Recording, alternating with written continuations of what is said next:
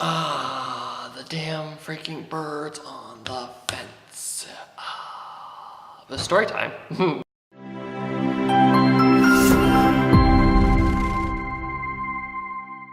Hello fellow Christians, how you doing guys? I'm Nolan M Cruz, I'm here to make your life just a bit better. So here we go.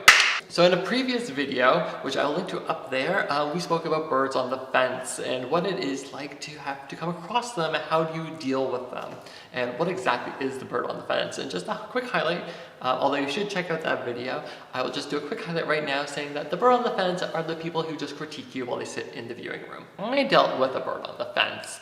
Here is a funny thing about birds on the fence. Sometimes you, as I said in the previous video, you have birds on the fence who know their stuff, and sometimes you have birds on the fence who don't know anything. I had a lot of things against me for this one, but I dealt with the bird on the fence who thought she knew it all, but she proved to me that she knew freak nothing. The best part was that she was the owner of the barn that I was boarded at, so I was just like, great. So this is how it went. This is when, at the point where I was in the middle of competition riding, and B and I were struggling with the stretching. Which, also, by the way, if you haven't heard my little secret about stretching, you should check that video up there too, because there's a lot of things that we don't get told about stretching that we should really know. So let's talk about this. So I'm at the barn, struggling with the stretching situation. You know, B was very much, you know, you could do pull high, whatever you wanted, he could do the tricks, blah, blah, blah. You know, you want to do tempies, we'll do tempies for days. You want a piaffe massage, I'm short coupled, I can do it, whatever, here you go. But when I asked, can we stretch? Wow, that was the hardest thing we had to ever do in our life. I laugh about it now, it was frustrating back then.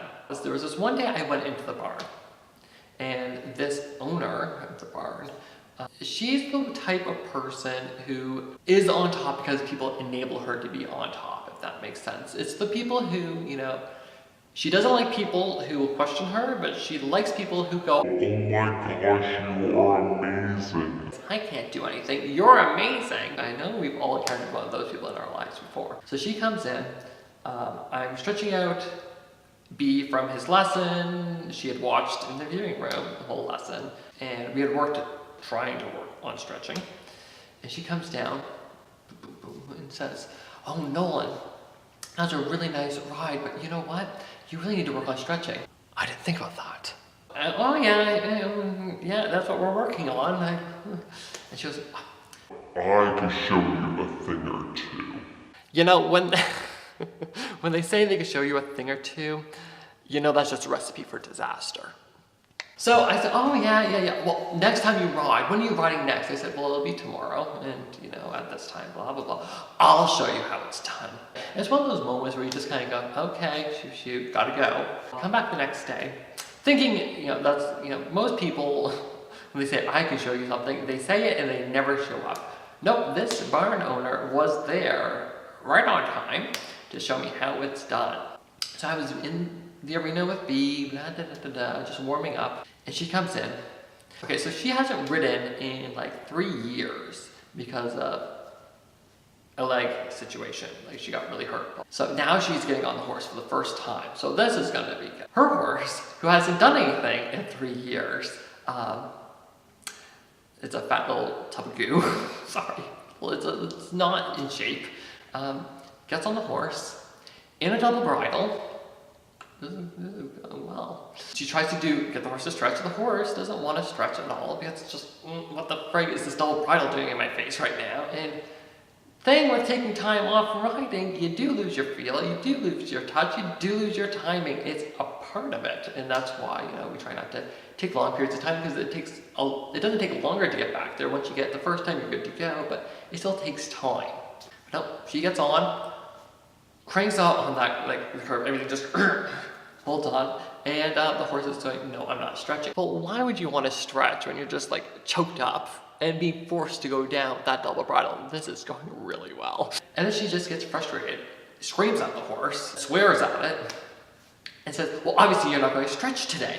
So she cranks the horse up, pull high, technically pull high. Like, we're talking just, the pull is the highest point, yeah, but you have nothing. You have no rhythm, you have no suppleness, you have no relaxation, you've got nothing, lady. She proceeds, she continues. for 50 minutes. Remember, like, this is going to be just the icing on the cake with what I say remember here, because there's so many other things that are so wrong. But just going to put this remember part in, just that nice little cherry on top. The horse hasn't done anything in 3 years. For 50 minutes, walked around the arena in a collected walk, held up in a pole-high frame. That was showing me how it's done. She got off, put the horse away, and I didn't see her for 2 weeks. Yep, you showed me a thing or two. You showed me what not to do, but you did show me a thing or two, lady. So this is typical birds on the fence mentality. Actually, here we go with the whole thing, you know, Nolan talking about egos, but it's really true. We have a lot of egos going around, and it's getting a little, it's never going away. The egos will never go away, but usually those people with the high egos, or the big egos, I should say, they just have a tendency to make themselves look like asses. There's something my mother always says, and it's very much, horses are humbling, and you know what? Every single moment that you think you are the shit, they will take you down an octave. So that's what I got for you guys today. I hope you guys enjoyed that. I mean, sometimes that vengeance, that haha moment is sometimes so nice to have after you're just getting annoyed with everything else. It's quite nice. And how about you guys? Have you guys dealt with these birds on the fences? Let me know down below. I'd love to hear your stories, because sometimes, as I just said, it's quite nice to hear. Or maybe you guys have a different name for it. Birds on the fences is just what my mother and I call it, and a few other people over here call it. But there have been many other things. I would love to hear what you guys call these kind of people. Let me know down below. And if you haven't already, like me on Instagram and Twitter. The links are in the description down below. I do follow back horsey accounts.